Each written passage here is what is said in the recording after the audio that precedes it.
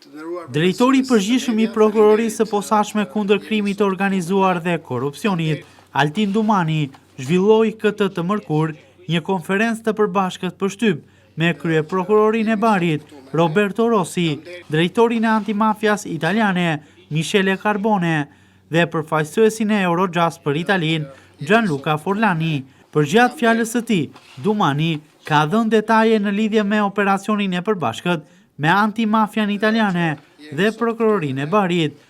Altin Dumani tha se nëpërmjet këtij aksioni të drogës është arritur të goditet një prej grupeve kriminale më të rrezikshme në Shqipëri. Të nderuar përfaqësues të media, faleminderit që jeni sot këtu me ne. Kam nderin dhe kënaqësinë sot nga ambientet e SPAK të bëjmë publike rezultatet e një hetimi të përbashkët mes SPAK dhe autoriteteve italiane, përkatësisht prokurorisë së Barit dhe drejtorisë antimafia DIA. Ky operacion përfaqëson një hap tjetër të rëndësishëm në luftën tonë të përbashkët kundër krimit të organizuar transnacional.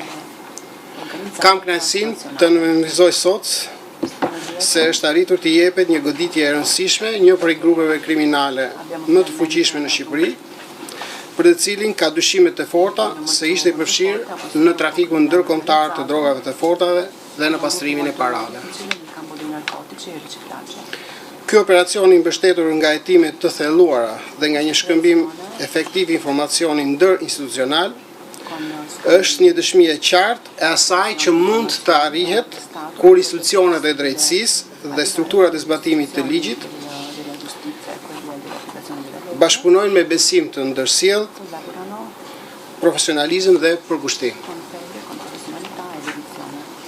Me lejoni të shpreh një orientime për prokurorët e posaçëm të SPAK, hetuesit e BPH-s, Policinë e Shtetit, si dhe në mënyrë të veçantë për partnerët tanë italian që sot ndodhen mes nesh dhe që kanë dhënë një kontribut të jashtëzakonshëm në këtë hetim të përbashkët. Një falënderim i veçantë për Eurojust dhe Europol për mbështetjen e dhënë gjatë hetimeve të kryera në kuadër të kësaj skuadre të përbashkët hetimore të ndërtuar me provërinë e Barit. Ky operacion ka derivuar nga një hetim i mëparshëm i hetimit të krimeve të rënda, ndërsa janë ushtruar kontrolle në disa baza dhe banesa në Shqipëri dhe në Itali.